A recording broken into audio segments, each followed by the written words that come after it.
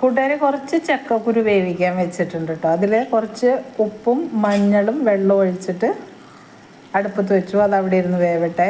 ഇന്നൊരു നാടൻ കൂട്ടാനാണ് കേട്ടോ ഉണ്ടാക്കുന്നത്. അപ്പോൾ ഞാൻ പിന്നെ കുറച്ച് മുരിങ്ങയില വൃത്തിയാക്കി എടുത്തിട്ടുണ്ട്. പിന്നെ ഈ കൂട്ടാൻ വളർത്താൻ വേണ്ടിയിട്ട് കുറച്ച് ഉള്ളിയും മുളകും ചതച്ചെടുത്തിട്ടുണ്ട്. അപ്പോൾ ചട്ടിയിൽ വെളിച്ചെണ്ണ ഒഴിച്ചു. ഇനി കുറച്ച് കടുകിട്ട് കൊടുക്കാം. അതൊന്ന് പൊട്ടിക്കോട്ടെ. അതിലേക്ക് നമുക്ക് ചതച്ച് വെച്ചിരിക്കുന്ന ഉള്ളിയും മുളകും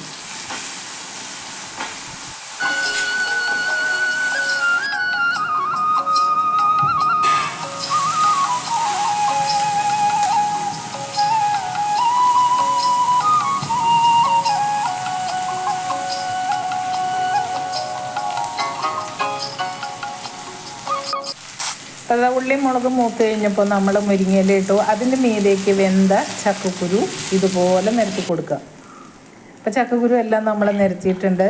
എന്നിട്ട് അനക്കണ്ട, എന്നിട്ടൊന്ന് മൂടി വയ്ക്കാം. അല്പം കഴിഞ്ഞ് മൂടി തുറന്ന് ഇത് നന്നായിട്ട് ഇളക്കി യോജിപ്പിക്കുക.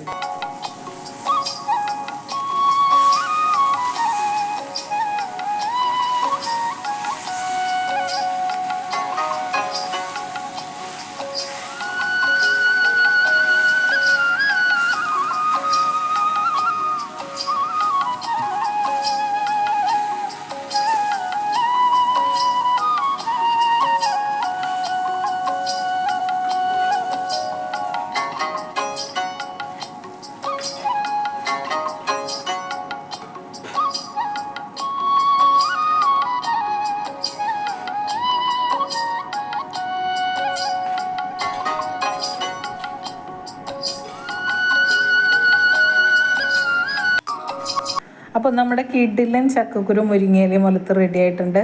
ഇനി ഇതിന് കോംബോ ആയിട്ട് നല്ല ചൂട് ചാമക്കഞ്ഞിയാട്ടോ എടുക്കുന്നത്. അപ്പോൾ നമുക്ക് ചാമക്കഞ്ഞി വിളമ്പി കഴിക്കാം.